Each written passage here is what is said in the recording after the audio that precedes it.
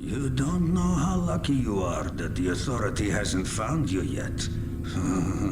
If the Authority catches you and you don't have anything they need, you'll be dead.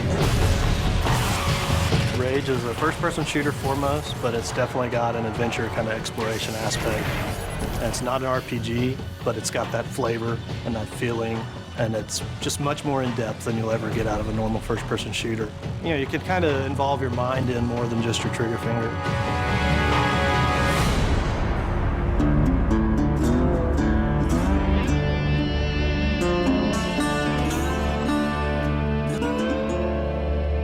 The bad guys in the world, you know, we have everything. There's some bandits around the corner. Do what you can. The bandits are considered to be more the violent settlers that aren't really economically inclined, but they have desires and needs. Each bandit clan has a unique fighting style. It's ever-changing. For instance, the Ghost Clan. Hey, over there! They're very acrobatic. They can attack you from above or below.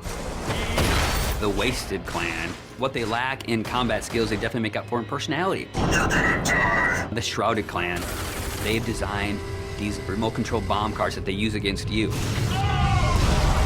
We felt that with human-type opponents, if you add personality to the fighting skills and add personality to the characters, it really makes the world more refreshing. We're losing this!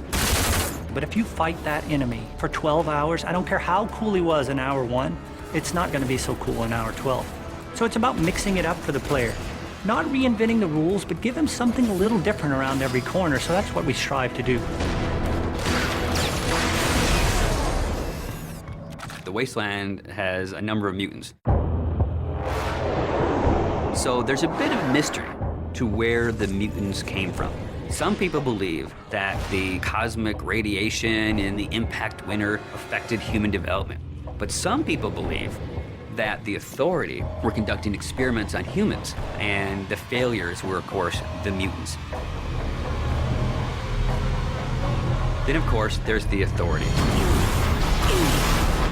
You don't really get to understand or know what they're about until later in the game, and they've kind of twisted this new reality to be what it is that the player will eventually find out as he gets to the end of the game. These guys are battle-hardened military badasses. They have full body armor. They can coordinate with other squads. They have heavy weapons. When you go from fighting mutants with sticks to bandits with pistols to facing off against the Authority, it's a different experience. These guys are tough, and they mean business.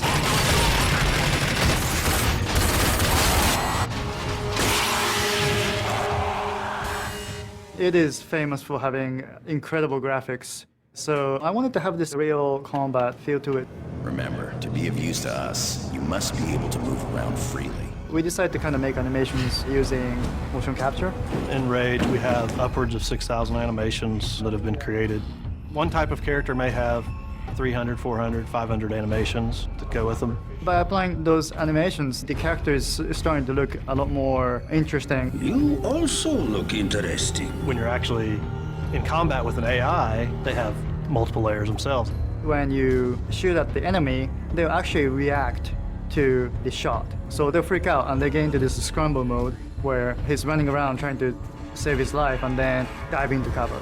And this is not really scripted, it's just based on what you've done to the enemy, which will change the AI state, and then they will play these different state of animations.